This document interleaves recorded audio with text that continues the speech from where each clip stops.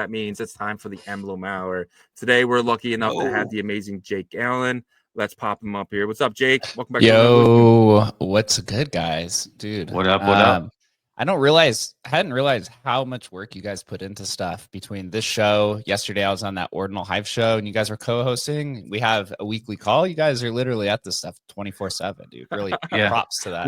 Well, we look up to you, man. You're the one that's grinding CEO over here of Emblem Vault. No, oh, man, it's tough. It's tough. Yeah, but as you know, that like you got to keep at it to stay relevant and also just get work done and progress. And so that's kind of our mentality, and we are excited that Emblem shares that similar mentality as us. Yeah, dude, no, non-stop. It's crazy. 2 years ago, I was a moderator in the Mooncat Discord, and then 2 years later, somehow I'm the CEO of a company. It's kind of wild how this space evolves over time. But it's really just if you have continuous work ethic and you identify trends and you're able to adjust and hop on the opportunity and kind of build new followers within every new avenue that you go, eventually it leads to some very incredible outcomes. Absolutely. Yeah, 100%.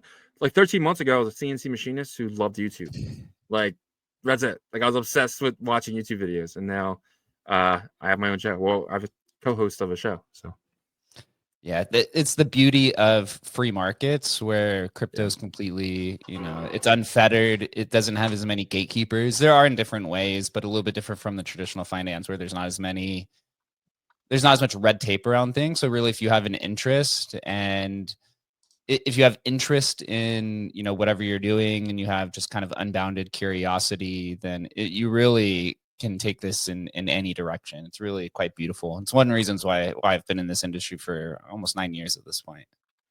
Yeah, and it's such a baby of an industry. Like we're getting in the ground floor, especially on Bitcoin, but not just Bitcoin too, but crypto alone. I mean, something that's really only been around for like 6-7 years, but actually like people building on it. I mean, you could have built on it earlier, like Shannon and stuff like that, but like you really didn't have like the tech stacks and the technology we have today to really kind of pick things up and really move it forward. I've learned so much about the technology over the last 2 years since I joined Emblem, especially in the last year or so as we began to expand to different chains and talk with different types of teams. There's so many different nuances to these different deployers to where ultimately my job is kind of just, getting devs in the same room together, continuing that there's no hurdles along the way and just making sure that's a clear path. Like even, for example, this morning where I had to reach out to you guys because we're currently deploying on Merlin and there's some technical issue that has to do with like ZKs and Open Zeppelin libraries and stuff. And for me, I just have to understand, maybe 80% of what's going on there. And then for the rest of the way, you just get the developers in the room to hash out all the numbers. Absolutely. And we're glad that you guys are got on the same page with the Merlin team and gonna be rolling that out soon, hopefully. And that's just a part of this first kind of rollout, I guess, for your EVM style. Could you talk a little bit about, what that's gonna look like and how it's going so far? Yeah, absolutely. So we started our audit with Chainlight last week. I haven't heard back from them yet, so it seems like things are going pretty well. We have kind of 5 priority blockchains that we wanted to initially launch in the cohort. We've launched on 2 already successfully, being Ape Chain and Base. Obviously, this isn't public yet. And then we kind of have 3 more, which is Merlin, Arbitrum, and an Abstract. And with Abstract and Merlin, I've come to find out that they're not completely, they're EVM, but there's different components to it.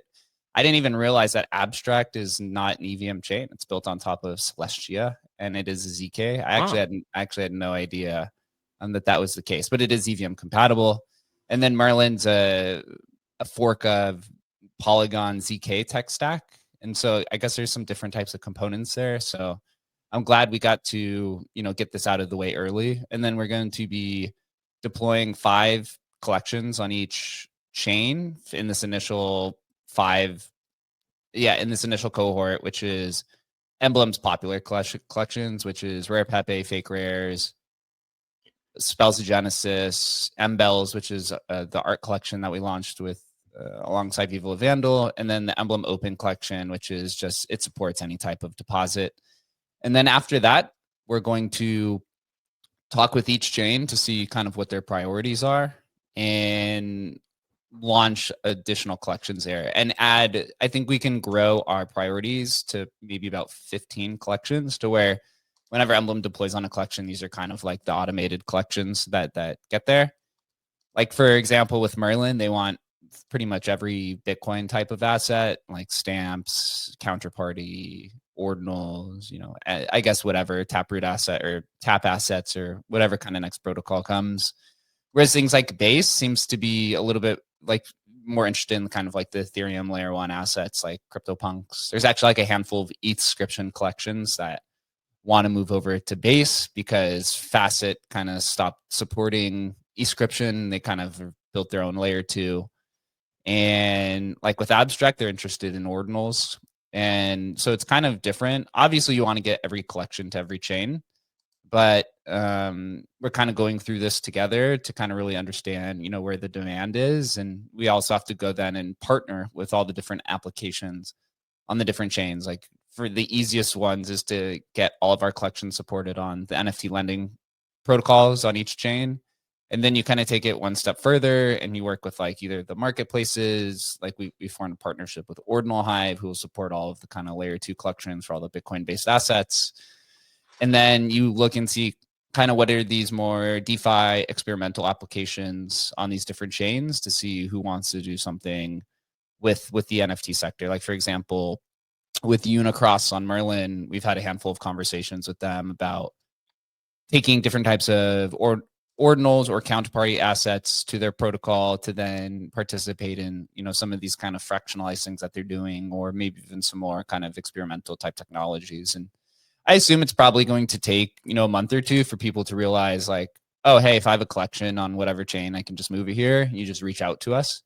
And that's probably once the traction starts, whether it's CryptoPunks or whether it's one of these ordinal collections or whether it's Abstract. It's really tough to know where that kind of catalyst will begin, but we're going to do this no matter what. And then Bunzi, who's our front end developer, is working on deploying our bulk minting tool to mainnet currently, so ETH mainnet. So you'll be able to mint up to 25 vaults at a single time. So if I wanted to take, for example, 25 Bitcoin puppets, because I am, I'm a wealthy puppet who supports world peace, and I want to take it to Abstract, then I can just, vault all of those and then mint it in a single transaction and make it quite easy. And then once all this is kind of this initial cohort's done, then we will integrate the jump tool to where you can start moving these assets across these different chains and then start rolling out support for other things like Solana and any other type of requested chain. I'm sure there's like a handful of kind of Bitcoin layer 2s who want to go about this. And then hopefully by the end of March, we'll roll out the vaulting program, which is the point system. So for example, we have kind of an agreement with Abstract to where if I say bridge, if you bridge your ordinals over to Abstract, then you'll get keys points on our side, and then you actually get XP on the other side. So there's a few of these different L2s who kind of like this dual side kind of point system. So I think it's going to be a lot of fun, and it'll be very experimental, and we'll see where it goes. But if there's anyone who is a collection owner from any chain and you want to go to an L2 or Solana, just reach out to us and we're happy to provide that support. Yeah. That's exciting, man. Because coming from a digital marketing background myself, this is like a digital marketing marketer's dream, because not only are you expanding your product, you're branding at the same time, right? So it's like, this is what we have to do as like expand our product, but we're going to be known because you're going to see Emblem Vault pretty much everywhere. And I'm sure you guys are going to have like a tool within the Abstract ecosystem as well, right? So what I've learned is talking with all these different grant programs and L2s, in our opinion, the co-marketing is much more of a lucrative offer than the kind of token grants that you get. Mm-hmm. And sometimes we just don't even opt for the tokens. It's just like, hey, just, like how much is the value of, an Emblem Vault promotion through the Pudgy Penguin account or through the Abstract account, right? Like kind of getting them to sign off on it, basically like, brings the flood in where they're like, okay, this is the official NFT bridge for this protocol. And now we're just going to participate with that. And generally it's a kind of monkey see, monkey do. Once one team does it, then it goes on and so forth. And so the important of the audit not only is it that it ensures that the protocol is secure, but to get listed in these kind of portals on all these different chains. So like when you go to Abstract, the first thing you see is it's called a portal where it has like 60 something applications listed. You have to actually for each chain go through like these kind of prerequisites to ensure that you get listed there. And then once you're there, then it's up to us and the community to kind of figure out what's the use case there for bridging these assets over. Sometimes it's not very clear, and sometimes it is quite clear. And really, it could just take one or two builders to come in and have an aha moment to be like, holy fuck, I can bring CryptoPunks to Abstract or Apes, or I could bring my Pizza Ninjas over and, you know, have this kind of IP play. It's going to be very, very exciting, and we will have a presence and we'll continue to do so. It'll be probably a little bit different depending on where the L2 is. Gotcha. Yeah, man. I have a couple questions. My first question would be, let's just say like the founder doesn't want his collection to go on the chains, but I'm a holder. I have a lot of these. And let's say runestones, for instance, but Leonidas doesn't want them off chain. Can I still come to your chain and get those whitelisted to jump? Yeah, absolutely. It's the beauty of blockchain, right? You don't need the founder's permission to do so. If you're a collector, you basically have sovereignty over your asset, and we could go ahead and list them. You do get in this kind of like cultural spat to where some of these founders, you know, become a little bit more of like a chain maximalist. So they kind of signal that they don't like this. But at the end of the day, it's not up to the founder. It's up to the holders of whatever they want to do. And if a holder has a runestone and they see that there's a bid that's on Merlin Chain that's higher than the bid that's native on Magic Eden natively, then the runestone holder, in our opinion, has every right to go ahead and bridge it over and accept that bid. Or if there's some sort of yield opportunity on Merlin to where they, you know, you could call it like a Merlin Seal 2 of some nature. Not saying that they're going to do this, but as an example, that there's 2 or 3 protocols. You say, hey, bridge over your Pizza Ninjas and your Quantum Cats and your Bitcoin Puppets, and you'll farm our new token. Like those holders have every right to participate in that. Gotcha. And do I need to get this whitelist to do so, or does it matter? Like, does it matter if the collection is big, small, or whatever? Do I have to like contact you guys to be able to do this? I would say reach out to us. We do have all the kind of general main large collections like OMB, Pizza Ninjas, Quantum Cats, Frogs, Puppets, Node Monkeys. Like you can actually go vault those to ETH mainnet right now. Oh wow. They're, again, it's not like ETH has been in such a bad cultural spot that no one really wants to bridge to mainnet. And there's also really nothing going on mainnet. And so once we go to these other chains, I would say just reach out to us. It really doesn't matter how large the size of the community is, or if you want to go through our vault pad where we have a partnership with Ordinals bot, and eventually we'll automate this to where we've had people come and say, hey, I haven't even inscribed my collection yet. Can I inscribe them and have them automatically delivered in vaults on base? And so then you basically have this bridge to base automatically out of the box immediately upon mint. This is what we tested with our MBells mint last year. If you remember, we did this where these vaults the MBells were inscribed on Bell's coin and then immediately delivered on Ethereum. So the trading immediately happened on Ethereum. We could do that with Ordinals. A lot of the big requests we had last year was, hey, can I inscribe on Bitcoin and have it delivered on Solana? So the trading immediately is on Solana. And you also get to obfuscate the mempool, so you don't have to worry about mempool sniping at that point in time, which is pretty attractive. And then you get the kind of Solana liquidity. So if you're in that position and you haven't even launched a collection, please just come talk to me, message me or Adam or the Emblem account, and we're happy to have these conversations. Yeah. My final question is, let's just say I did do the runestone over to base. Leo announces that we're doing the airdrop, doing it tonight. Am I able to get my tokens? Absolutely. The great benefit of Emblem is that you're actually not moving the asset to the other chain. You're moving the private key. And so the runestone that's on base, quote unquote, is actually a runestone that's sitting in a Bitcoin wallet. It's just the private key is tokenized on base. So if there is an airdrop, all of those assets are still in the vault. There's actually, we had some issues with complications we solve now with our legacy collection, to where when we did these migrations with Rare Pepe specifically, some of these vaults would have 50, 100 different assets inside of them, because since it's, for example, with a Nakamoto card, it's a $200,000 asset, and a lot of counterparty creators would just airdrop Nakamoto art to Nakamoto holders. And so because it's in a counterparty wallet, anytime there's an airdrop, this vault would just get filled with more and more assets. So when we went to go migrate some of these assets, there's 50 different assets inside. And so it was hard for us to determine which asset or like which card this needs to be migrated to. Obviously the Nakamoto one is where it wants to go, but you'd be quite surprised. Sometimes when I unlock a vault, there'll be 3-4 assets inside of there because people have airdropped stuff to it. Nice. Awesome. Nice. Great to know. So the floor of Nakamoto cards right now is 200K? The most recent sale, I believe, was like 1.5 Bitcoin value or 1.7 Bitcoin. This was like, I think there's been 4 Nakamoto sales so far this year on Emblem Vault. I believe the highest was around 200,000. Oh, nice. Okay, cool. Nice. I need to get into the old school Bitcoin NFTs, man. Like Counterparty's the best, man. The Ordinal people are like, what is that?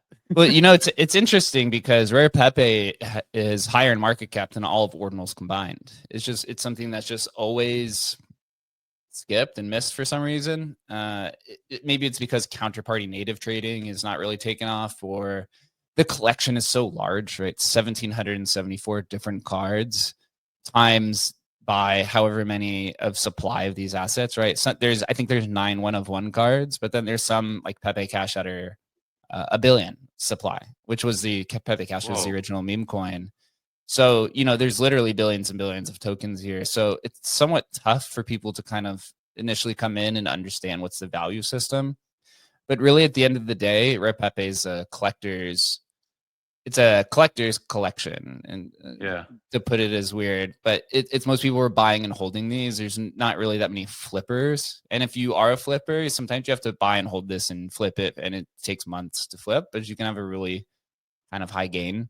One of the goals for us initially with Emblem was, hey, if we can make Rare Pepe more accessible on every chain, then this helps improve the discoverability of the collection, but also helps kind of create this artificial scarcity on each chain, so that hopefully it improves some of the liquidity to it. Because what Emblem does, and I heard Leonidas actually talking about this on Spaces the other day, like what Runes and what Dog should be doing is bridging to every chain. So there's essentially a buy button on every chain to buy Dog, right? And this is kind of how we view with Rare Pepe as well, and then with other Ordinal collections. Why shouldn't you be able to buy Rare Pepe on Solana or on Base? Why can't I buy a Node Monkey on Story Protocol? Or why can't I buy a Bitcoin Shroom on Barrett Chain? Like, why is there not a buy button there?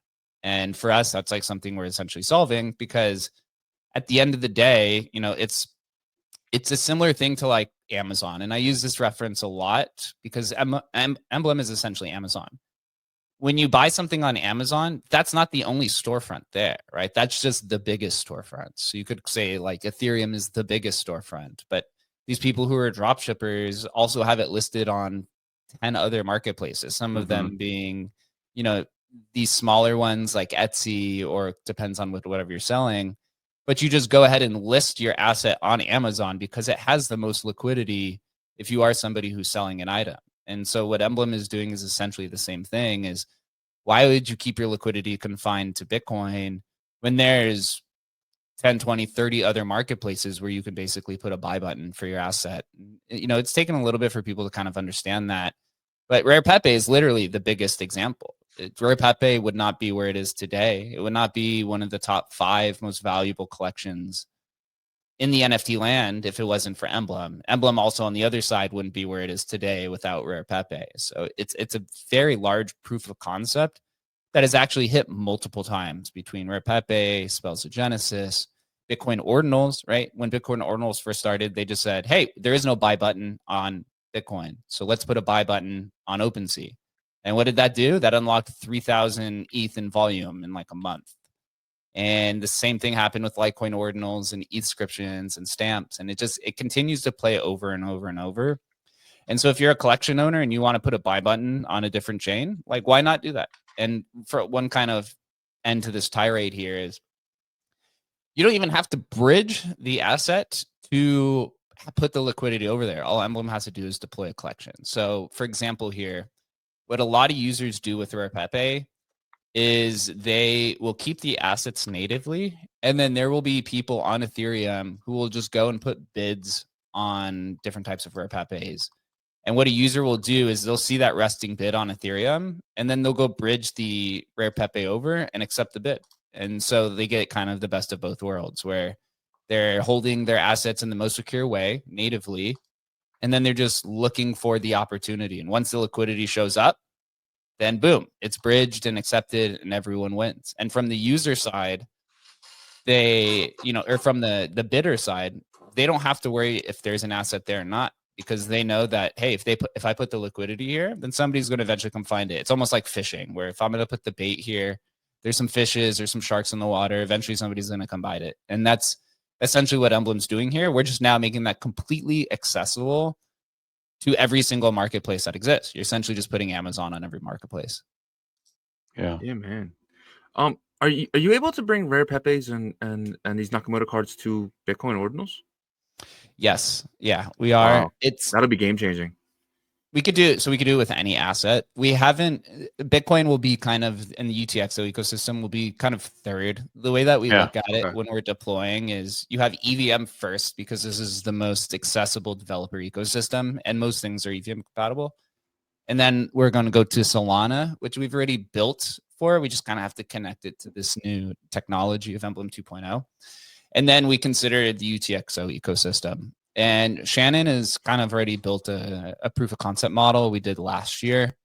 It uses recursive inscriptions in Oracle and parent-child inscriptions. And so essentially you create a parent-child, and then you could have like, that can be like the Emblem collection. And then you create a bunch of grandparents, and this represents kind of the head of each collection. And then under then is when you create this like mintable kind of system to where people can bridge their CryptoPunks over, or they can bring them back. And recently Casey's added the burning function to Ordinals. Before we were going about it in a custom way. So the longer we wait, the more tooling that's actually popped up, which has made it a lot easier. And the bringing assets over to Bitcoin or to Dogecoin or to Litecoin or Bell's coin, what is the utility there? Is there a reason to bring stuff over? We've had a handful of people reach out to us as CryptoPunk holders to bridge their CryptoPunks to Bitcoin because they want to sell it in Bitcoin. They want to denominate it in Bitcoin because it seems much more attractive to sell a CryptoPunk for, we'll say it'd be like a 1.4 Bitcoin right now than it is to try to sell it for 50 ETH or 40 ETH or whatever the floor is. So you kind of get to destroy that, or you get to attack that unit bias and that kind of artificial ceiling where once people see it's 100 ETH, they're just like, they start kind of reconsidering it. But 1.4 Bitcoin, maybe there's a Bitcoin whale who's just been holding it and they just think it's easier to just do it that way. So every community, every blockchain, it has its own culture. And a lot of people are just generally lazy. But if that buy button is there on Bitcoin for CryptoPunks or for, whatever collection that it wants for Rare Pepe, then, just makes it easier to do. And that's our entire plan this year for the NFT side of things, is to create this network to where you can move any NFT to any chain because you can put that buy button there. Or, people could use it for additional programmability, like take your Node Monkey into other side whenever it launches, and you can use your Bitcoin puppet as an avatar because it can be an ERC-721 on Ape Chain or whatever it is. So lots of open opportunities there. Yeah, it's awesome. I'm excited for it. And I'm actually glad that like some of these figures in our space that had a reputation of being an L1 maxi are starting to open their mind a bit and realize, hey, look, there's a marketing approach to this too. It's like, there's a lot of the crypto space that don't know what ordinals are. Now they're learning more and more each day, but by being able to click that buy button, that is branding as well. And so, people need to realize that there's a chain abstraction movement that's happening in silence. Like, it's cooking like lasagna. It's happening in silence. Seriously. Shout out Lil Wayne. Anyways, but what I'm trying to get at is that like this is going to make the movement of Bitcoin layer 1 assets so much bigger by the end of the cycle, and I'm glad that like we get to be a part of that. And Emblem's gonna lead the way. Yeah, I truly, I said this last time on the show, is that I don't think anybody else has the capacity to do this because there is that cultural barrier on every chain, and Emblem has been around for 8 years, going into its 9th year. So it has that Lindy effect. It also has that TVL of, 100 million or so in NFTs, which is just so significantly higher than the next bridge that it makes it hard. And I've come to understand why others don't want to do this, because it's also technically very difficult to build this kind of thing and getting people to bridge. And a lot of the new users who are coming in, they have no idea what bridging is. They have no idea what interoperability is, right? They just see, you could talk, a year or two from now, they'll just see Bitcoin Puppet on Abstract and they'll just think this is cool. And it'll say, oh, this is a Bitcoin asset. And they'll just say, oh, cool, and buy it. Like, it doesn't matter to them, right? And that is the future, to where you have this kind of where you make every single blockchain connected to create this one, this one kind of universal internet of Web3. It's not like in today's world with Web2, each website is disconnected, right? And you can't, or they all live on kind of, the different HTTP kind of infrastructure. And so that's kind of what bridging does, is it's able to link all these blockchains together to make that in a train abstracted way. And shout out to Odin Fun for kind of kicking that door down, which is pretty cool. And talking outside of whether it has traction or not, just the idea that Bob has, a high degree of credibility in the space, and he went ahead and did this. And there's a lot of things happening on the back end that wasn't even mentioned until later, right? Like converting your BTC to CKBTC. Mm-hmm. But what I've seen over the last week is most people just don't care. And, it's something we've been talking about on the show for a long time. Maybe there should be some sort of warning to say, hey, when you deposit, this gets converted to CKBTC. Obviously, that'll dissuade a lot of people.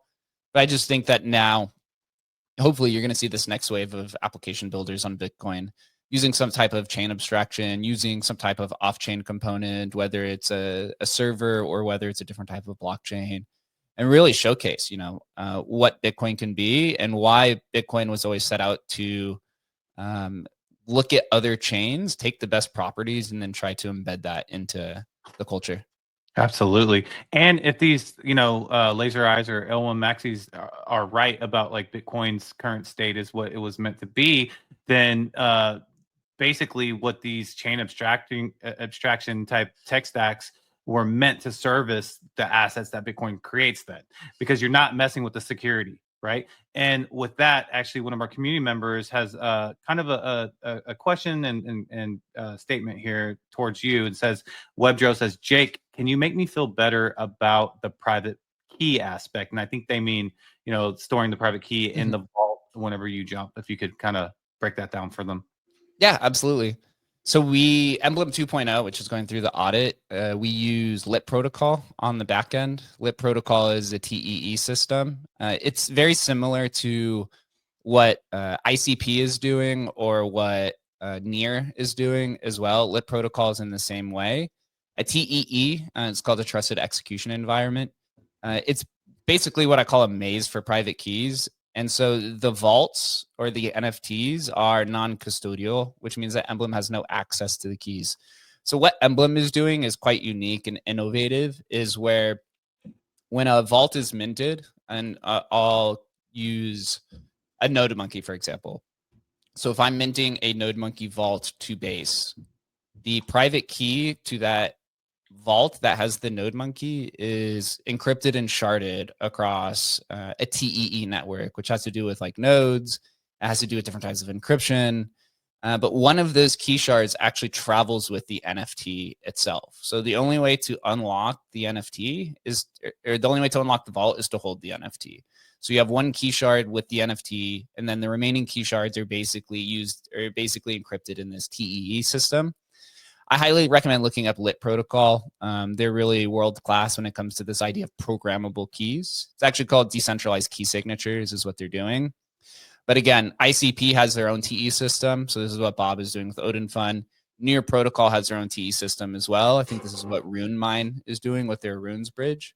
We are using Lit Protocol because they offered this idea of programmable keys, which none of the other two service providers were able to do. Maybe they will soon, but once we started building the system out, then they will have it. So, but Emblem, we could work with any TE system as long as they have this idea of programmable keys, which allows one of the key shards to move with the NFTs. But the big upgrade here from Emblem 1.0 to 2.0 is that we're moving from Web3 auth to Lit Protocol. So in Emblem 1.0, Emblem held one key shard of the, I think it was like 47 or something like that. But now with Emblem 2.0, Emblem holds no key shard. So we actually don't participate, which makes it non-custodial and actually makes us regulatory compliant so that we're not considered a money transmitter. And it allows us to dabble in fungible tokens so that we can actually do something like VBTC in an Emblem vaulted way, in a non-custodial way, to where we don't need a money transmitter license. Because trust me, the idea of having us hold one key to every single vault for Emblem 1.0, that is not something that we want. That is not something that we want to have the responsibility for. And this is why TE is so popular, because we do believe in this decentralized vision. And so actually, just going one step further, what we're doing with Emblem Keys, which is the token we're launching at the end of the year, is to try to decentralize the Emblem Vault protocol even more with Emblem 3.0, where you can actually stake again, things could change, but the idea is you stake the Emblem Vault token in this kind of node network, and you could get a share of the fee revenue, but also you can partake in verifying what's called the vault creation process and the vault claiming and jumping process. So that we think that probably adds the final layer to this, to where it's essentially a decentralized protocol at that point in time, where the keys to all the vaults are non-custodial to Emblem's perspective, and then you also have these nodes that are participating in validating vault creation, just like you'd see with like a miner or node. And that point in time, then there's no way for Emblem to really rogue you at any point in time. So there is some centralization risks, but right now the private key aspect is completely abstracted away from Emblem Vault, where there is no participation. It's all used in Lit Protocol. Obviously, you can say, well, what happens if Lit Protocol gets hacked? It's like the same thing of saying, yeah, what happens if ICP is hacked, or what if Near is hacked? Like, they all have their own systems. But one of the key things we like about Lit Protocol is that they also have a hardware component, to where the encryption is not just in this kind of software. There's also like a physical component. So if you have some malicious hackers, they also have to appear in the physical world to go hack this kind of physical component there. But it's all in their documentations, and I really recommend looking at Lit Protocol, because that's how we secure the keys to all the vaults. Absolutely. And like having the multiple fail safes, like the hardware thing to me is huge, because most hacks, exploits happen like different countries, whether it's North Korea or just you have to actually physically be there. So that's one of the fail safes. And from my understanding, Lit Protocol takes that similar Near approach, to where there's like, I think, 3 different fail safes, right? So the hardware one to me is huge. And then you go through the sharding process, and then the MPC as well, right? So all these different kind of fail safes to me is really, really big. And just to let you know, WebDro, Emblem 1.0, yes, they did have one of the shards that made it a little bit centralized, but there was never an exploit, and you guys dealt with over $100 million of TVL. So kind of moving to Emblem 2.0, removing themselves, making it non-custodial, at least from the sharding process, is huge. So it's like you can see each new version of Emblem remove the custodial part. Next one is going to be from start to finish decentralized, meaning that like when you create the vault, they're not even involved because it's automatically set up, correct? Yeah, you have a node network. So like the central point right now is Emblem is essentially the owner of the vault minter, right? And that aspect is closed source. Although I think that we are going to be open sourcing some parts of that post this audit for the 2.0 system. And it would be similar to like it's one of the smart contracts. I think there's like 6 smart contracts to the system. And so once you have users who are participating in the validation of these vaults being minted, then from top to bottom, it's essentially non-custodial. It's essentially like you're adding miners to kind of the entire network. And I'm really excited for that. It's going to be a very heavy lift, but that's why it's tough for me to see this is why I kind of explain Emblem as it's like a Web3 Amazon. And what I mean by that is, what does Amazon do? Amazon, it creates a package, and then user A puts their items in the package and then sends it to user B, and they're in different geographical locations. What does Emblem Vault do? It creates an NFT where you can put NFTs or fungible tokens inside. So inside of one vault, I could put a Node Monkey, a CryptoPunk, and some Solana all in a single one. And I could take it from Bitcoin and I can ship it to Solana, right? Or I could go ship it to Merlin. And that's exactly what Amazon does. We just add this kind of programmable layer to it. And we have a bunch of different products as well that kind of use the same type of technology. So it is really exciting. And it's really cool that chain abstraction is starting to take off on Bitcoin, because it's something that Emblem's been doing for going into our 5th year on Ethereum. Yeah, man, 100%. And you did say like to the UTXO chains later. Did you guys ever had any internal conversations about maybe Cardano bridging over there as well? We're open to it. Honestly, the best way to look at it is there's EVM, there's SGM, and then there's UTXO. And then within the UTXO system, you have to look and see what are the NFT standards for it. So essentially, we could take a vault, we could attach it to an ordinal, we could attach it to a counterparty asset. You could attach it to kind of a tap asset or whatever cat VMs kind of thing is. So you go over to Cardano, we'd have to kind of look and see what their NFT standard is. Because really all you're doing is you're just taking a crypto wallet and you're attaching it to a token of some type, whether that's a SAT, right? Or whatever Cardano is using. I think that would be cool because Cardano also has some smart contract programmability. 100%, and I'm sure Fluid would love that as well, because they're obviously building over here and over there.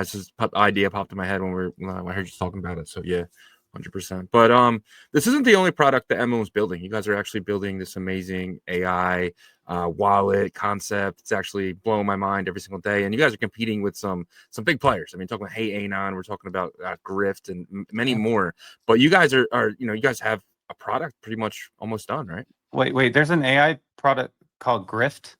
Well, it's by Orbit. Yeah. It's called Interesting. You gotta love this space. Yeah, we're getting pretty close. Actually, I brought a surprise. I haven't even told you guys this. So if I could share my screen, I can actually show you. I love surprises. Basically what the website is going to look like, and I could kind of go through it all. This isn't something I've shared publicly, but we are getting close to being done to where you could kind of see. Let's see. So exclusive on Ordinal Revolution. It is exclusive. My team's probably gonna get mad at me for doing this. But you're CEO, we only got 555 people, so all right. Yeah. So if you want to put that on the screen, we'll kind of walk through what's going on here. So this is agenthustle.ai. This is going to be the new. This is kind of this is us entering in the DeFi AI kind of space. So what we've built, there's a few things going on here. So first, we built Emblem AI wallets, and what the Emblem AI wallets are again using LIP protocol on the back end. We're creating these multi-chain vaults where you see here on the left, this is your vault. So we're just launching with Solana, but we also have support for Bitcoin and for EVM as well. But we're going to kind of slow roll what's going on. And so with Solana, you have this AI wallet. It's actually a smart wallet. So technically it's an API wallet. And so these vaults that you see here on the left are non-custodial. And so we built out our own infrastructure to where you can go ahead and create these. And what you're going to do is you're going to go to agenthustle.ai once this is launched, and you're going to sign in, and it's going to create a vault for you on agenthustle.ai. And what this vault is on the left is actually co-managed with Agent Hustle, the AI that's actually there. So think of it as like ChatGPT operator, where you can actually have the AI that you could communicate with performing these kind of DeFi functions. And what you see here, so you have the balances, you see these different tokens there. And on the right-hand side where it says complete more steps to unlock the chat, and at the top you see ops. So the ops are basically our onboarding tasks. There's going to be 5 onboarding tasks, which is literally going to be as simple as just clicking a button for all of these. And it's going to take you through opening a vault, sending some Solana into the vault to kind of open it, a prompt to activate Agent Hustle in the chat, and then 2 other things, which you guys will see once it's launched. And what you see up here on the left-hand side are what we call mini apps. So you see balances, memory graph, which is actually on the website right now if you go talk to him. It's kind of like it shows how he's creating these memories and these ideas. Because the cool part with Agent Hustle is that he has a memory attached. So once you sign in with your wallet, with your Solana wallet, with Phantom, I think you can sign in with MetaMask as well, then he will remember all of your conversations that's attached to that wallet address. So he'll remember you just as in the corner AJAN blah, blah, blah. But if you say, hey, I'm Jake associated with this wallet, he'll remember that you are, that it's Jake assigned to that wallet, and you could continue on. And what you see up here on the left is things like swaps, LPs, perps, limits. These are all different mini apps that we've built into the interface to where you can manually swap on the left-hand side, or on the right-hand side, you could just tell Agent Hustle to swap. So if I said the token associated with Agent Hustle is called Tensorium, TNSR, you could say, hey, Agent Hustle, can you swap in this, you can see in this wallet, swap 0.07 Solana for Tensor. And you'll see him actually do it on the left-hand side. It'll fill it in, it'll do it automated. And you can actually have conversations with him outside of just DeFi. Shannon posted recently that he has Windsurf and I believe Cursor integrated. So you can actually code with Agent Hustle himself as well as a developer kind of co-pilot. And with these different mini apps, we're going to continue to build them out to where you can do all of these different DeFi functions. And then eventually, I think the next step is to add Bitcoin into it so that you can use him to swap for runes. You can buy ordinals, and eventually probably we'll have to integrate with some of these other Bitcoin DeFi protocols to do kind of different types of functions. And the cool part here is that we also built a Telegram bot. I think this might be the first ever Telegram bot for AI components, or for AI assisted chatbots. And what I mean by that is if you've ever traded on a Telegram bot, there's these different buttons you can use to kind of buy contracts, but we've integrated Agent Hustle to it to where you can actually have a conversation with them and get kind of more context to whatever you're buying or selling. And so users can then sign in with the same wallet on both the Telegram bot, which we call HustleBot, or agenthustle.ai, and he remembers all of your conversations, and the funds also transfer. So he's multi-platform, and also the Emblem AI wallet is also multi-platform, to where the same wallet works on both Telegram and the Agent Hustle website itself. And so, we're really excited about this product. It's actually kind of wild that the Tensorium, the Tensorium token, I think, is at like a $1 million market cap, when a lot of the ones in this sector are, I think, like 100 or 200 million. So, you hope the value accrues to that token, because Agent Hustle is actually going to be autonomous as well. So you see in the bottom left-hand corner, it says Agent Hustle's wallet. He has some Solana and some Tensor. And so as he's working with you and you're doing trading with him, he's also going to be learning, and then he can apply some of these strategies autonomously across chain to do these different types of things. And so he's not a chatbot on Twitter. Eventually he will be, to where certain people can interact with him, and maybe myself and Shannon can actually have him execute transactions through Twitter autonomously, and you'll see in real time his balance update, whether it's good or bad. And we're really going to experiment there. So we're kind of creating this vertically integrated AI system for DeFi functions, and it's going to start on Solana. then we're going to work on Bitcoin, and then we'll work on EVM. And then you can use it between Telegram or between the website, maybe some other features to come. And it's all built on the Emblem AI wallets, which uses Lit protocol on the back end for the security assumptions. Most undervalued AI token, in my opinion.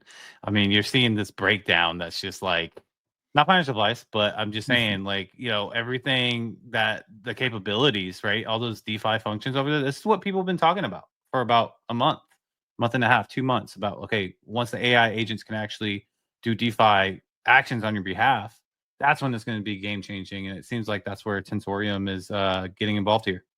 Yeah, it's pretty exciting. And also he's going to become the intelligence layer of Emblem. So you'll see eventually we're going to add a vault button to where you can actually ask him, hey, Agent Hustle, can you tell me what's the highest bid for a Bitcoin puppet across all the blockchains? And he'll say, oh, there's a resting bid of 5 ETH on base for your Bitcoin puppet. And then he would say, would you like me to vault and accept the bid? And you can say yes. And, you know, he'll vault the puppet and accept the bid. And you can go ahead and do that. And it really is a kind of 0 to 1 moment for the crypto UX experience, to where you can use him to analyze, you know, all these kind of cross-chain protocols to give you all this different type of data. And then you can actually just have him execute the bridging experience. And I think, you know, the Ethereum ecosystem is probably the most to benefit from AI agents, because it's going to abstract away the bridging aspects to it.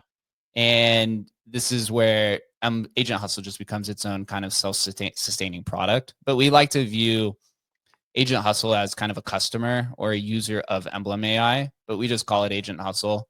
And yeah, it's going to be exciting. And so hopefully this improves the Bitcoin experience as well. If you're just sitting there and you can ask him, you know, to list your asset on Magic Eden, or whenever Saturn's trading, you can say, hey, you know, arbitrage the arbitrage dog between Saturn on Arch and Magic Eden and dot swap, and kind of go about this in an automated way to where you can build conditional trading, which Shannon is working on. He's a big fan of state machines. And so he's actually building something that's an AI crossover with state machines, because Shannon also was a big gamer for a long time. So he used to use state machines in World of Warcraft professionally in the mid 2000s to build pathways to acquire digital assets inside of MMO RPGs.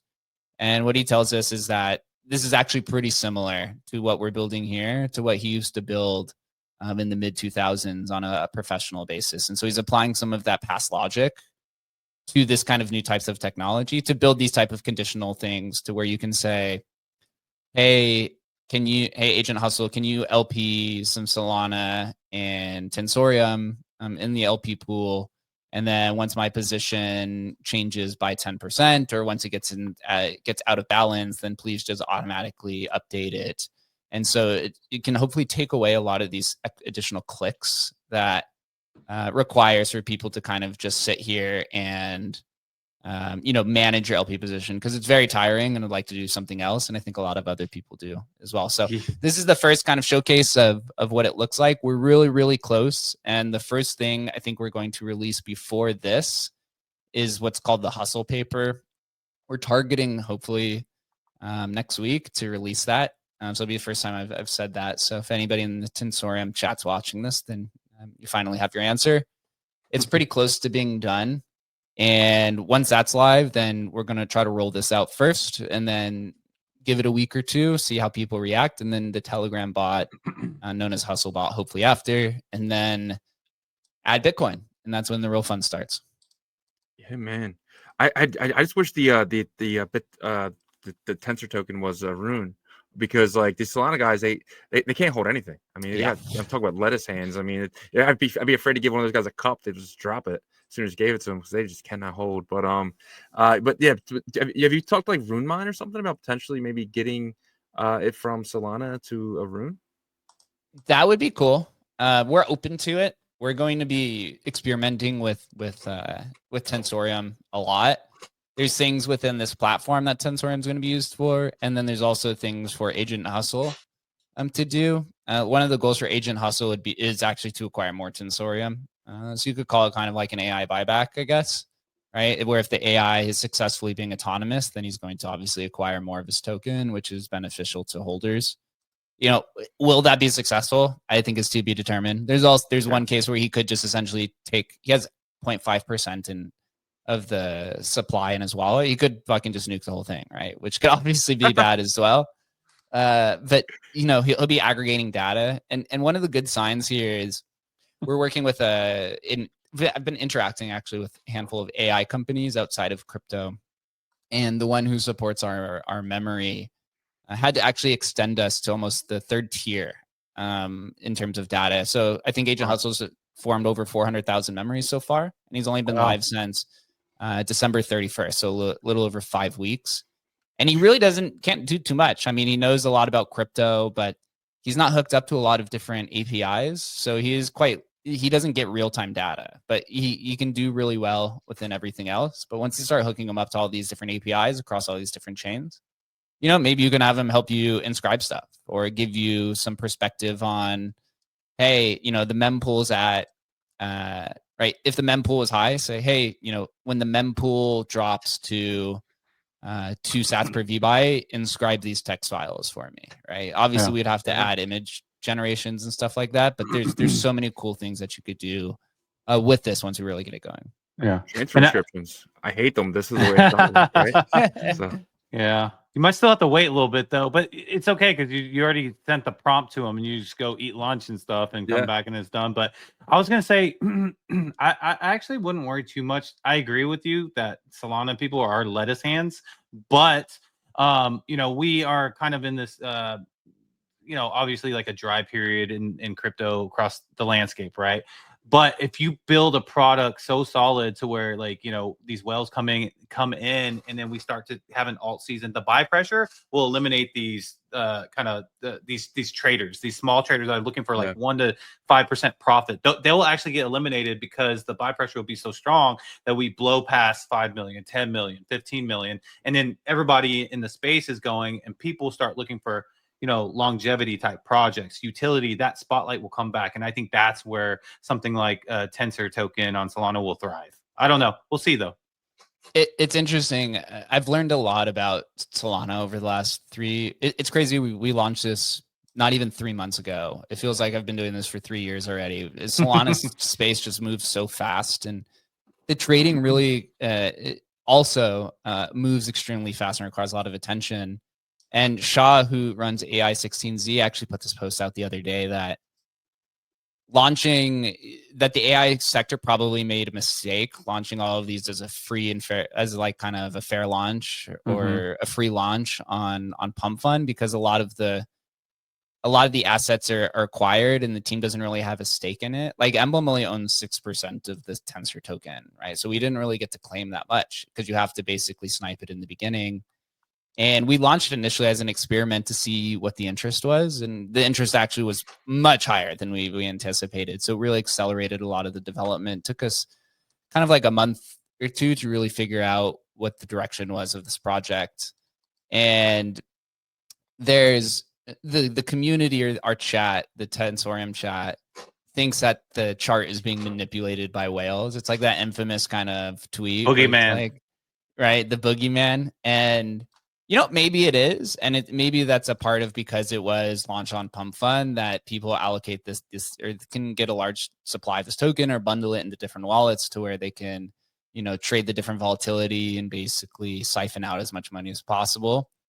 But we want to deploy, or we want to, I guess, implore different types of deflationary mechanisms to try to really fight that and try to combat to where you get this, upward buy pressure because there's more value accruing to the token because there's more things that you could do with it. So there will be some things that people will see once we launch this that utilizes the Tensor token, and then obviously you have Agent Hustle, who eventually will use the token to deploy strategies to acquire more. So there's a few different ways you could go about this. It's going to take some time, and the token's obviously down 96% from its all-time high of 20 million to I think like 1.5 million right now. The entire AI sector is just down like horrendously. Yeah. I've actually never seen AI Well, the whole crypto sector, I mean, maybe obviously the blue chip and majors took the least amount of hit, but some of them took still a strong hit, and it's Bitcoin. You know what I mean? Hyper liquid to me is an anomaly. I don't know what the hell they got going on with their tokenomics, but like, yeah. Well, you can short there. That's why you're able to short there, and that's what people are doing, right? But like AI XPT is down almost 80%, like 60% since Udi bought it, but like 80% since the all-time high, and that's supposed to be the next. How much did he put into it? Right? I forgot. Million, He put in I think. a million at a half. What is it? $500,000 market cap or something crazy? Something No, like $500 that. million market cap. I'd never seen a sector of crypto implode so fast as AI tokens. I actually made this DeFi did. DeFi right after DeFi summer, that was just as bad. Deflated just so fast. Literally the AI space went from like top to bottom in like a week. I'd never seen it like literally sell off so fast. I made the joke that Ordinals and Runes took 8 months from top to bottom, where the AI sector took 8 days. It's kind of crazy, and it just shows like how fast and slow and the disparities are between the time preferences. And that's the thing too. People say it's DeFi summer. DeFi summer was only like a month and a half, right? And then AI, I'm calling it AI winter because it's like the same thing, but it was just with AI. It's the same thing that happened. It's like sparked in like the first week of December and died by like January 20th, right? And the same thing with DeFi summer. I mean, from the point where I think it was Sushi Swap, when that was kind of like the end of DeFi summer, is when he dumped all of his tokens, and I'm pretty sure that ended up being like Sam Bankman-Fried. It was like, I forget his name, was like the sushi chef, but like that was DeFi summer was only a month and a half, and AI winter was doxxed. Got a month and a half. He was doxxed. It wasn't Sam Bankman-Fried. He was doxxed. I don't know if he was doxxed. It's possible. It is weird because they do have an Alameda wallet linked to like the initial deposit to the account. So it could have been SBF and Alameda, or it could have been a friend of Alameda. But there's definitely a link there in the first transaction. Oh, maybe he wasn't doxxed. I could have sworn that their founders were doxxed. He was known as a sushi chef, and the rumor came out when they were going into FTX was that the wallets matched up. That it could have been Sam Bankman or someone from the team. Yeah, I mean, imagine if that didn't happen. Like Sushi could be Uniswap right now. One of the craziest moments I think of DeFi summer actually was kind of at the top when everyone was farming yams. I don't know if you remember that. It was like the total Ponzi where you took all of the DeFi yield bearing tokens and then you also restake them again. It was so where it was like, man, where it was like 4 or 5 different LP tokens from like Aave, Compound, I forget what the Yearn and something else, and you could stake it there. And at that point, gas got up to like $1,000 a transaction, and it really just felt like a giant game of hot potatoes. Yeah. And the TVL went from like 0 to 200 million in like a few hours, and at that time that was like insane TVL. You're like, what the hell is going on here? And then right after yams, I think the whole thing like imploded like quickly after. There was multiple like ecosystems on different chains that replicated that, because basically it would be like the first tokens on that chain that would grow like a good reputation, strong TVL, and then a new protocol would come in and offer their fluff token for you to stake there, and then it just continued, right? Like, but it's so funny because I'm not gonna lie, I got sucked in a little bit. I was like, I'm so early to this new future of finance, but then I was like, how many times can they have you restake this token and this token and this token? But but that grew real DeFi, right? Like Aave came from that, Maker came from that real DeFi, and I think the same top thing level stuff is solid. Yeah, that's what I'm saying. Like the top things here. So we had this AI winter, but I mean, there was things that like copied Expedia, right? I mean, it was just crap. Dora the Explorer, complete crap that came out of AI winter. But then a few projects really came back later. Like 2 months later is when the real DeFi sector really started to fly up, and then we got the Ponzi's again afterwards. But I think the same thing's going to happen. I think we're going to have like 2 months of this sideways for AI-fi, whatever you want to call it, and then just absolute explosions with the real projects take off, and that's something maybe I see with you guys and Bitensor. So I hope so. Yeah, Tensorium. Tensorium. Yeah, sorry. We're really with this one with the agent hustle and with the ops and stuff, we're really kind of combining our 50 years of crypto experience between the team. Actually might be higher now. And really leveraging this together to create a very simple onboarding experience using Shannon's kind of AI developer skills to really build a killer AI that can integrate with these DeFi tools, and to really kind of market this in a good way, and to use our kind of tokenomic strategies to create a sustaining product. What we think one of our key advantages is with Emblem is we've had Shannon, who's been building the AI space since the mid 2000s, the AI kind of bot space, and he was a developer at Mastercoin in 2012. So he has this very, very, very rare experience of multiple decades between building on both of them, where the majority of these AI teams, AI crypto teams, are AI developers who are new to crypto, who only joined either within the last few months or within the last few years.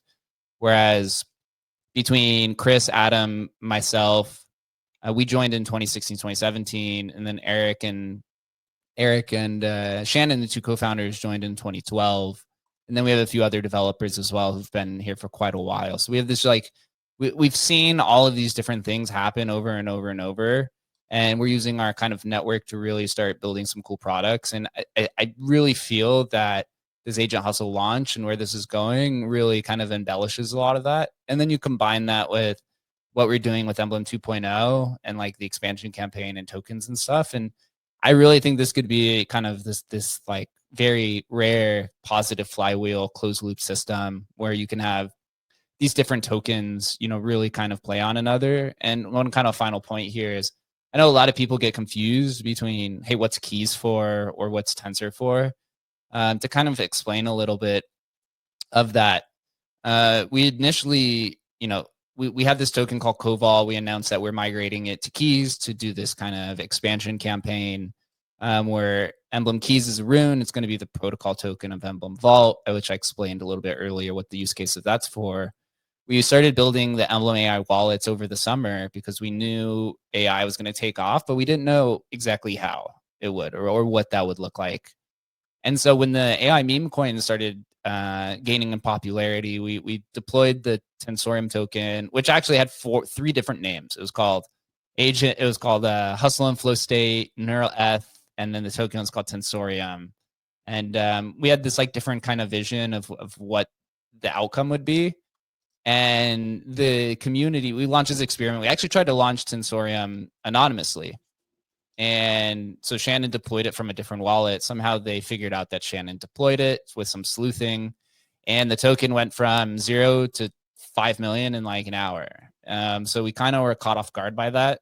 But to us, we've been in crypto for so long that we know this is rare where you could get this type of kind of interest.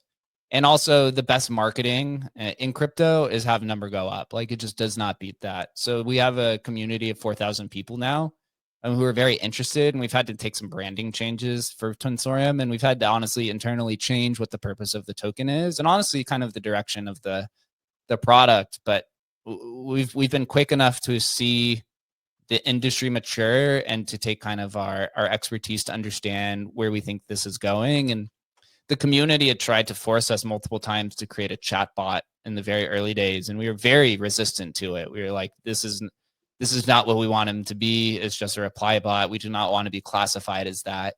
Yes, it has attention now, but we were like, this is going to implode so fast, and there's probably only going to be one or a few winners. Ultimately, there was like 2 or 3 winners. You have like AI, XBT, and Zero Bro kinda, and maybe a few others. And we knew that we could do something much larger than that. And so we feel comfortable now where this is going. And now it's just more of a development time thing than it is kind of a vision thing. And so we showcased it here. And so you have Emblem Keys, which is the protocol token of Emblem Vault, which will be used for, again, staking staking for the Emblem 3.0 system. It can also be used for the Emblem AI revenue share if that takes off as well. And then you have Tensorium, which is the token of Agent Hustle. So you could think of it as the token of the intelligence layer, where Keys is the token of the infrastructure level. And, I explained a few of the things that we have planned for that. Also, some things will be in the Hustle paper.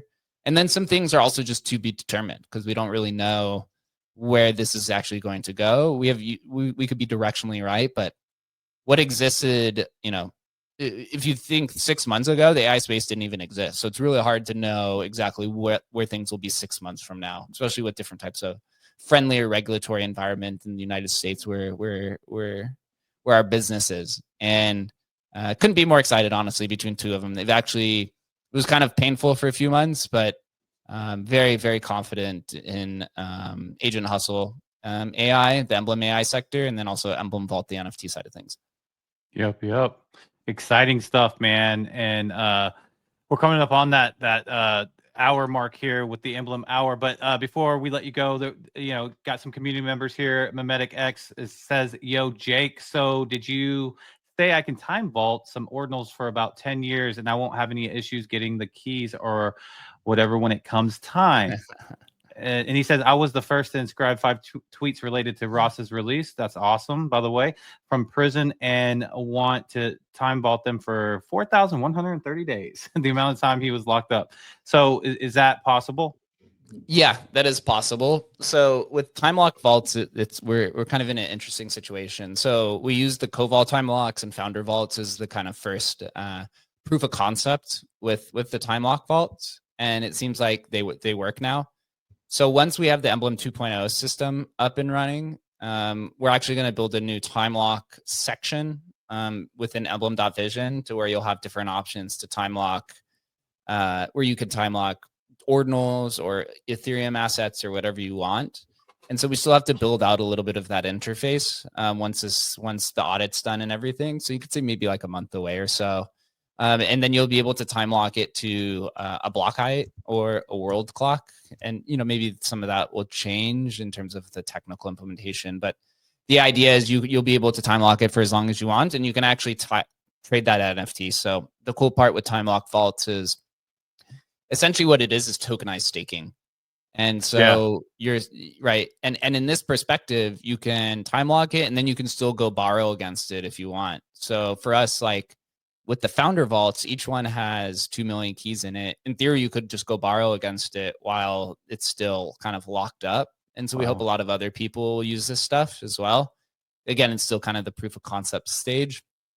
But with Memetic X's suggestion, I'd love to see that in action, and then also to see other people use it in different types of ways. It's just really tough to predict. But yes, you will be able to do that once that collection is live. Awesome.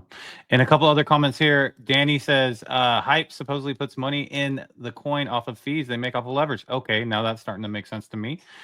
And then Mice Elf says, I don't trust Solana because of how intertwined SBF and Alameda were with that chain. Man, me too, honestly. Like when it dropped to $8, that's what kept me from buying it, but I wish I did now.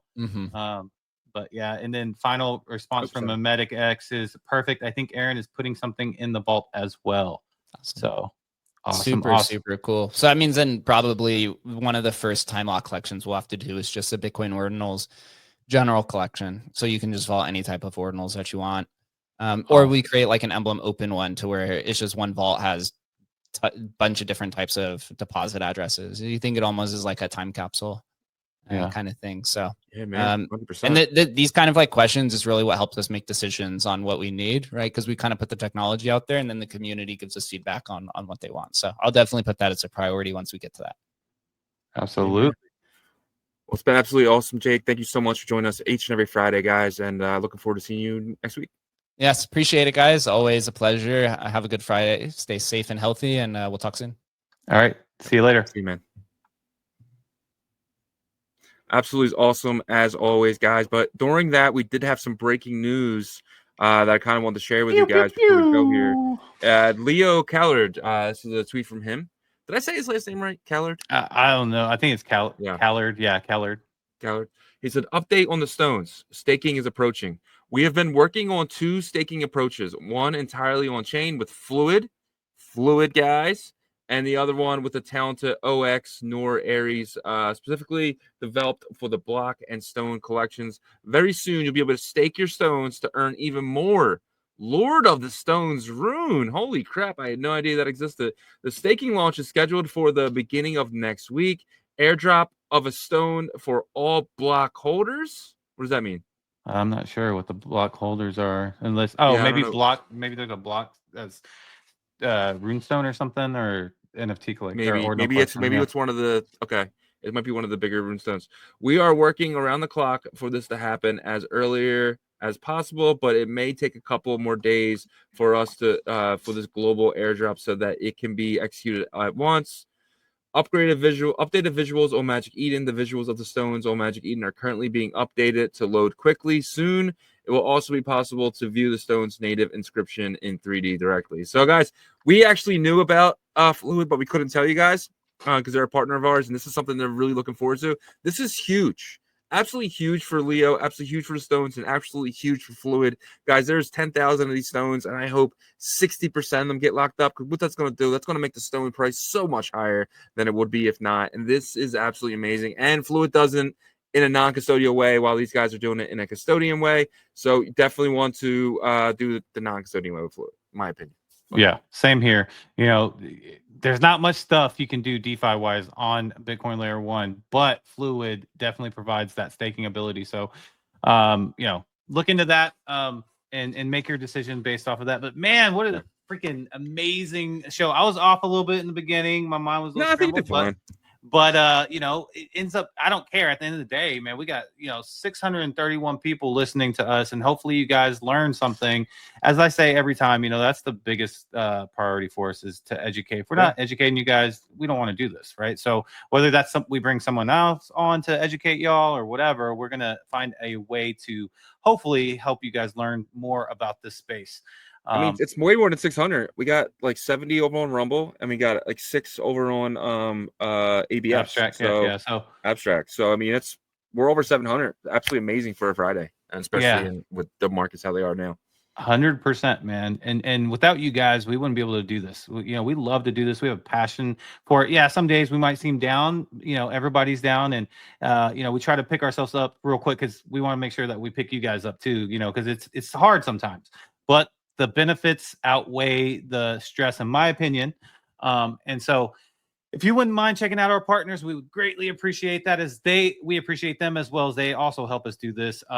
In Emblem Vault, we just went over them. You know, not much to say because you guys just got, you know, a lot of education on them. You know, they're going to be the interoperability tool for ordinals. You're going to be able to jump your ordinals to, you know, Merlin, Bitcoin Layer 2, to Abstract, many other chains. The AI wallet's going to be amazing. Tensor's going to be able to do a lot of transactions on your behalf. And then the Emblem Vault keys rune, which is, in my opinion, going to be huge because they're going to be branded everywhere. Everyone's going to know about them. You can learn more at emblem.vision. And then BetBTC is the predictions marketplace for the Bitcoin ecosystem. All you need is an Xverse wallet, some Bitcoin, and it takes 6 blocks. And then you can place bets with your Bitcoin on any other markets on their platform. And also, you're going to be able to create your own markets very soon. And you're going to be able to also earn 1.5% of the total volume of the markets that you created.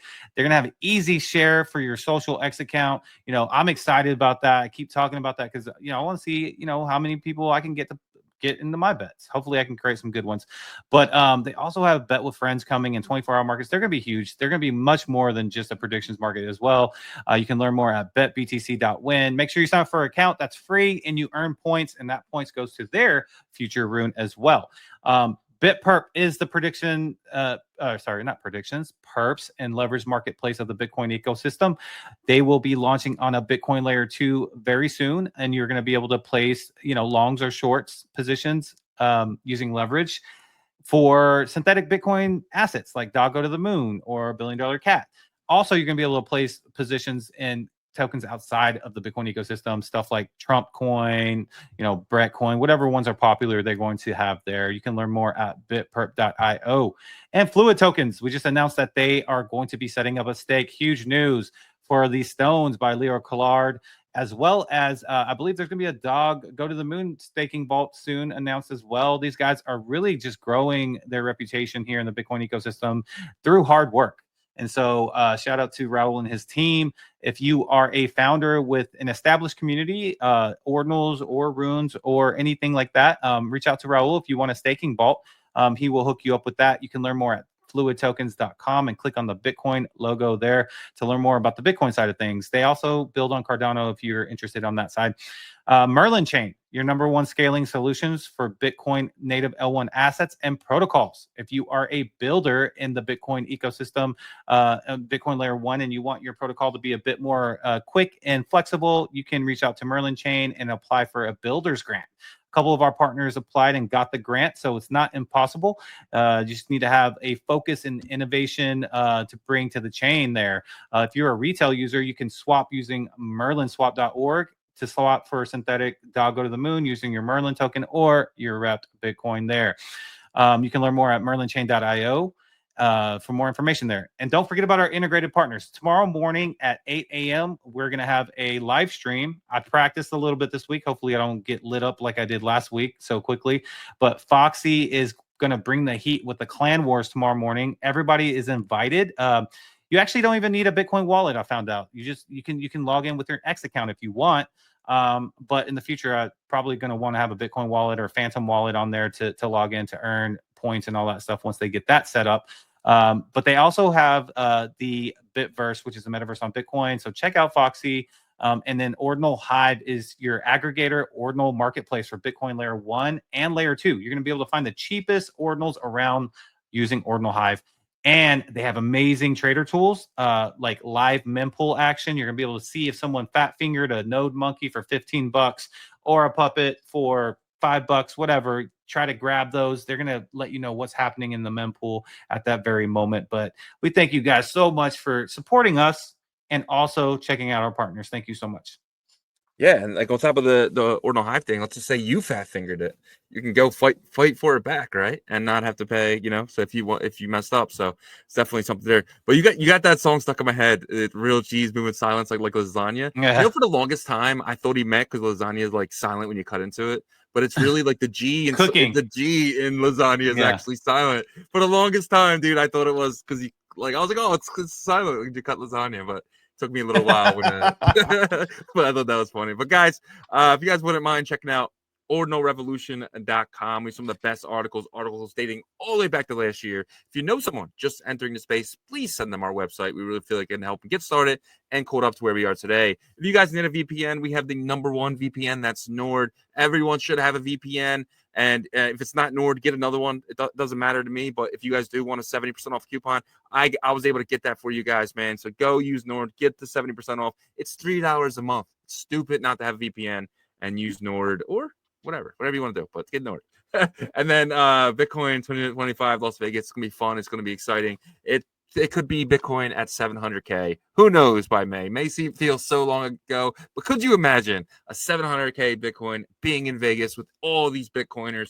It Party would be time. absolutely amazing. It would just be like you would never forget that weekend, guys. And do not wait to get your tickets. If you want to get them the cheapest, it's possible. It's probably right now. It's probably today, honestly, because it seems like they go up every single Friday. They might even went up today. I don't know, but definitely check out ordinalrevolution.com and hit the little banner up top. But if you guys need merch for that event or East Denver or any event, we have some of the best merch in all of crypto, not just ordinals. So definitely check everything out here. Use our Shopify. We're using a third party, so you guys don't even have to worry about us seeing your stuff or whatever.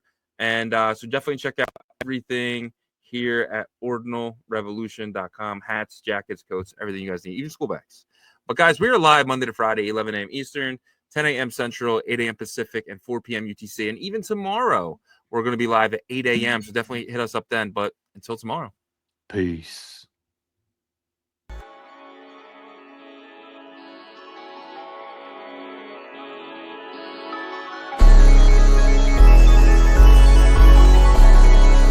We OG, oh no,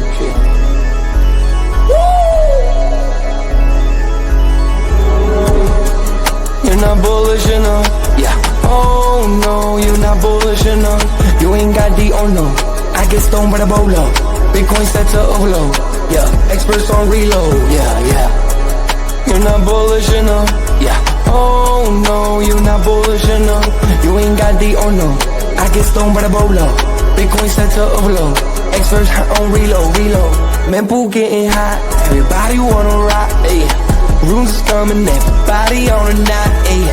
It's a nuisance, Ordinal Revolution, ayy. Ordinal Revolution. Yo, is my guy for real, bro? Got friends right now.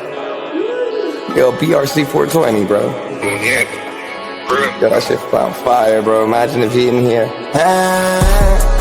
Yeah, lock it in the seal. Murder. I got balls of steel. Nookie on the field. Yeah, this shit for real. With no calls, I get so far. Got 100 phone calls that I go hard, and they gon' love me. Smoke weed, huddle back.